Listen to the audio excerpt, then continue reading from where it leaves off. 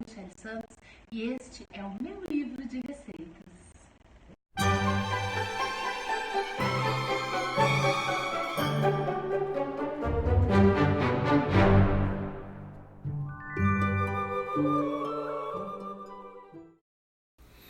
Hoje tem pastel de feira, mas antes de falarmos do pastel de feira, vamos falar um pouquinho da origem do pastel. Existem duas grandes hipóteses e ambas apontam para a Ásia, como o berço dos pastéis. A primeira acredita que o gyoza, aquele bolinho japonês, seja o precursor dos pastéis de feira aqui no Brasil. E a outra hipótese coloca o rolinho primavera chinês, o harumaki, como o ancestral mais antigo do pastel. Os pastéis foram então inventados por imigrantes chineses no estado de São Paulo, por volta de 1980, que adaptaram a receita original dos rolinhos primavera aos ingredientes que tinham disponíveis no Brasil. Porém, o comércio de pastéis feito pelos chineses era algo muito discreto e restrito à sua comunidade. O pastel só foi mesmo se tornar popular nas feiras livres, o nosso famoso pastel de feira, e essa história é um tanto quanto curiosa. A primeira feira livre do Brasil ocorreu em São Paulo em 25 de agosto de 1914 e foi realizada pela prefeitura com a iniciativa de organizar os documentos de cerca de 30 agricultores portugueses da Grande São Paulo que não tinham regulamentação. Eles se reuniram no Largo General Osório para comercializar a sobra dos produtos que não tinham sido comprados por quitandas e empórios, tendo assim a origem da nossa feira livre. O pastel de feira, que hoje é uma grande atração da Feira Livre Paulistana, só ganhou popularidade em 1940.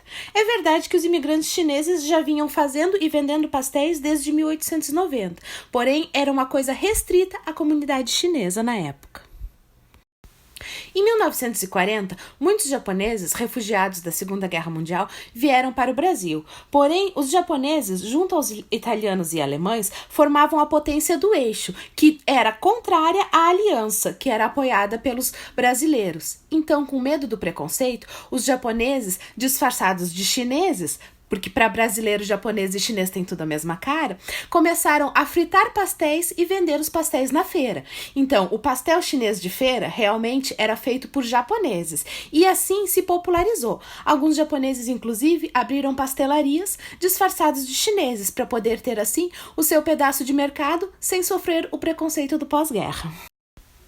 Há uma outra versão que fala que a origem do pastel brasileiro teria sido trazido pelos países europeus da colonização, pois desde o século XVII tem algumas preparações de massas fritas recheadas em Portugal. Mas não é o nosso pastel, não. Eu prefiro a versão de que o nosso pastel veio do Oriente.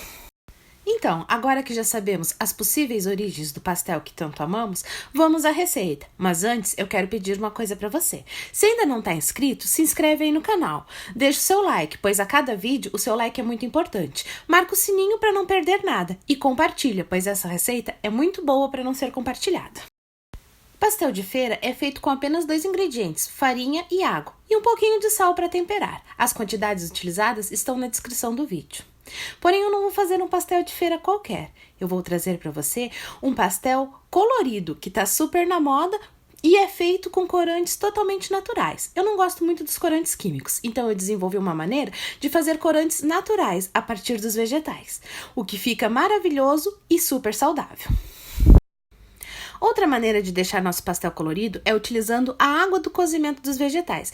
Nesse copinho aqui, eu tenho água do cozimento de beterrabas, que eu fiz hoje pela manhã. Eu vou começar temperando a nossa farinha com sal. Eu gosto sempre de temperar os ingredientes secos com as coisas secas, porque assim mistura de uma maneira melhor. Se colocarmos o sal quando já está molhado, pode ficar aquelas bolinhas, aquelas acúmulos de sal e não ficar gostoso. Misturou o sal e acrescenta a água. É só isso o pastel de feira. Farinha e água. Vamos misturar até que fique uma massinha que possa sair do pote. E depois colocar em uma superfície com farinha para sovar a massa até que fique no ponto. É muito importante sovar bem a massa, é isso que vai garantir ao seu pastel uma boa qualidade e crocância. Se não sovar bem a massa, o pastel fica borrachudo e não fica legal não.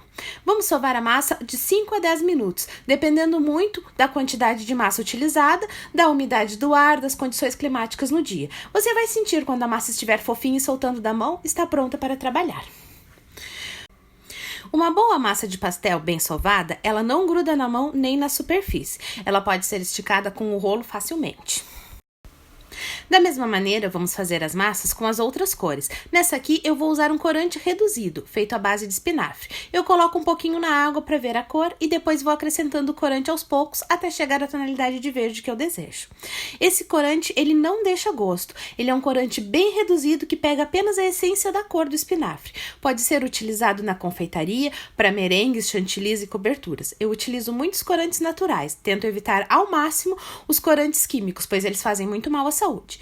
Da mesma maneira que fizemos com a outra massa, vamos sovar a nossa massa verde, até que ela fique num ponto perfeito para abrirmos os nossos pastéis. É o mesmo tempo para sovar, cerca de 5, 10 minutos, até que a massa solte da mão e esteja de uma maneira bem maleável de se trabalhar. O verde pode ser feito também com a água do cozimento de espinafres. Dessa vez eu fiz com corante, pois eu precisava desse corante para outras receitas e não dava para cozinhar o espinafre. Mas se você cozinhou o espinafre aí, utilize a água para fazer essa massa. Vamos fazer agora com o corante de cenoura. A cenoura não solta muita cor ao cozinhar, então para que fique laranjinha a massa, tem que ser feita realmente com este corante. Vamos fazer a massa da mesma maneira. Eu coloco um pouquinho na água só para espalhar a cor e depois vou acertando a tonalidade com o corante aos poucos. Colocamos a massa em uma superfície com farinha e vamos sovar até que fique no ponto para esticarmos e fazermos os nossos pastéis. É muito importante sovar a massa, então eu não quero ver ninguém aí com preguiça para fazer o pastel, não. Se a massa não ficar bem sovada, vai ficar aquele pastel borrachudo, que estica e não vai ficar crocante. Não é legal, não. Agora que as nossas massas já estão prontas, podemos começar a esticar e fazer os nossos pastéis. Esse rolinho que eu tenho aqui, ele é muito leve, então ele dá um pouquinho de trabalho para esticar a massa. Não precisa ser no cilindro, mas é bom que sejam aqueles rolinhos mais pesados. Esse eu comprei no improviso só para fazer pastel mesmo, então ele dá um pouquinho de trabalho. Esticou a massa, vamos cortar com um cortador. Eu tô sem cortador, então tô usando um potinho virado ao contrário. É o suficiente para cortar a massa. Vou rechear com carne moída e fechar, como um pastel normal. Não tem segredo, é só uma massa caseira, mas a maneira de fazer pastel é a de sempre. Nosso pastel de beterraba já está pronto. Vou esticar a massa agora para fazer uma outra maneira. Se você não quiser fazer naquele formato de pastel, pode fazer quadradinho também. Estica a massa, coloca um pouquinho de recheio, corta os excessos de massa e depois é só fechar com o garfo. Os pastéis quadradinhos são os típicos pastéis de feira, porque é muito mais prático fazer quadrado do que daquele método arredondado. Da mesma maneira, vamos esticar a massa e fazer as outras cores de pastel. Cortando com esse potinho é um pouco chato de fazer. Se você tiver o cortador, é muito mais fácil. Mas dá para fazer de qualquer jeito, o importante é ter pastel. Fecha com o garfo bem fechadinho, para que não vaze recheio na hora de fritar. E mais um pastel está pronto. Vamos fazer agora o nosso último pastel, feito com corante de cenoura. Esse pastel laranjinha fica uma cor bem delicada. Na hora de fritar, não realça tanto o laranja, mas é bonitinho para diferenciar. Recheia da mesma maneira. Agora eu vou cortar já recheado, com o cortador redondo. Também funciona, fica o pastel já arredondadinho de uma maneira mais prática de fazer. Fecha com garfo e é só fritar. Não apareceu a parte de fritar aqui no vídeo, até porque fritar pastel é simples e o vídeo ia acabar ficando muito longo. Então, vamos experimentar os nossos pastéis. Olha como as cores dão um diferencial ao pastel. Eles ficam bonitinhos. O laranja, como eu falei, não realça tanto, mas tá aí, é uma cor diferente. E o verde, dessa vez, ficou clarinho demais. Porém, quando eu cortar o pastel, você vai ver que por dentro ele tá bem verde. Pastel feito em casa não fica totalmente uniforme, a menos que você tenha aqueles cortadores que já cortam e fecham pastéis. Aí fica tudo igualzinho, mas o importante é ficar assim, bem crocante e sequinho. A massa tem que ser fininha, para não ficar borrachuda. O nosso pastel verde não ficou muito verde por fora, mas por dentro dá para perceber que a massa ficou bem verdezinha.